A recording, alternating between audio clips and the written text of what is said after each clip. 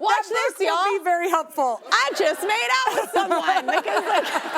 I brought you this. Okay. It's our first book. Is this the one we were just talking Yes. about? Okay. It's a love triangle. Okay. It's distomance. Oh, I wrote you a little card. Okay, okay. But you know what? I felt like all of these debut writers who their dream is to get something published need help, need an outlet. And what a spotlight you have to, and then find a book you love and you get to help these people. It's a dream, and I'm also obsessed with them. Like, I'm obsessed with this book. I finished it actually at the NBC gym at 6 in the morning. I know, you told me you finished it on a treadmill, and I'm like, how the hell do you read while you're on a treadmill? I can't do that. Well, I'm not running, if we're honest. I'm walking at a little bit on an incline. Yeah, Okay. did I say I was running? Because that was a lie. You just said on the treadmill. You did not lie. Okay. I'm there with the incline, though. That's incline, my vibe. incline, walking, reading. But it's been such a joy, like, to get to meet these authors, bring their books to people like you, who I know you love to read. I love to read, but here's my question. We were talking about it a little in the break.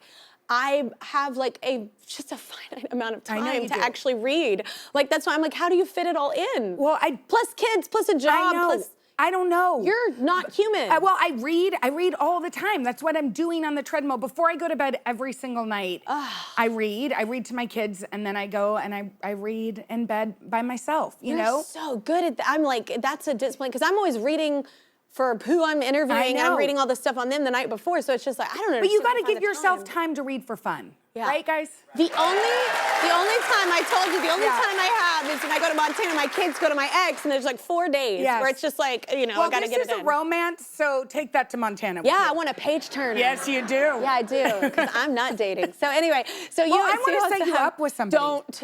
No? You know I set up our executive producer. I know, everybody. And she married somebody. I don't want to do that either. I don't want to do that. You don't even want to date.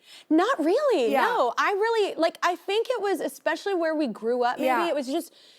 I think it's a beautiful thing. Like my sister has such a beautiful marriage. There are marriages that I look at and I'm like, that's beautiful. Yeah. I just don't think it's for everyone, you know? But you don't even want to smooch?